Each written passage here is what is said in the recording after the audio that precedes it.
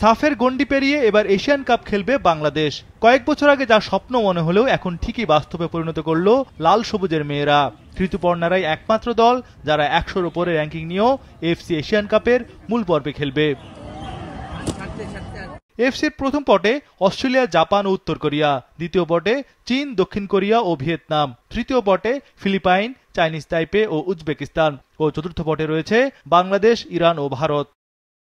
ড্রতে প্রতিটি পট থেকে একটি করে দল নিয়ে গ্রুপ পূর্ণ হবে।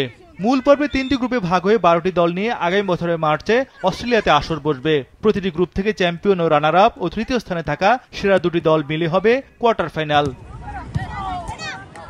বাংলাদেশের পটে ভারত ও ইরান থাকায় প্রতিপক্ষ হিসেবে গ্রুপে এই দুইটি দল থাকবে না। 1 নম্বর পট থেকে বাংলাদেশের প্রতিপক্ষ যেই আসুক না কেন শক্তির বিচারে তারাই এগিয়ে থাকবে। দ্বিতীয় পট থেকে ভিয়েতনাম আসলে বাংলাদেশের জন্য কিছুটা হলেও সুবিধা, কারণ ভিয়েতনামের র্যাঙ্কিং 37, যেখানে চীনের 17 ও দক্ষিণ কোরিয়া রয়েছে 21 নম্বরে। তৃতীয় পটের দলগুলোর মধ্যে ফিলিপাইন র্যাঙ্কিংয়ে 41, চাইনিজ তাইপে 42 ও উজবেকিস্তান রয়েছে 51 নম্বরে। এই দলগুলোর বিপক্ষে লড়াইয়ের ক্ষমতা রয়েছে বাংলাদেশের। কেননা র্যাঙ্কিং বিচারে মিয়ানমার 55 নম্বরে ছিল, যাদের বিপক্ষে এশিয়ান কাপ বাছাইয়ে 2-1 গোলে জয় পায় লাল সবুজের মেয়েরা।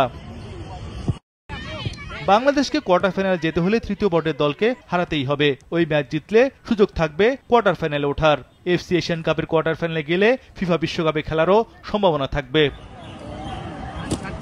সাফে গেল 2 আসরের চ্যাম্পিয়ন বাংলাদেশ, এবার খেলবে এশিয়ান কাপের মূল পর্বে। পিটার বাটলারের অধীনে লাল সবুজের মেয়েরা ফুটবলে ক্রমে ছাড়িয়ে যাচ্ছে নিজেদের গৌরব। ঋতুপর্ণা, মনিকারা লাল সবুজের পতাকা যেন বিশ্বকাপ মঞ্চে নেয়, সেই প্রত্যাশাই দেশের ফুটবল প্রেমীদের।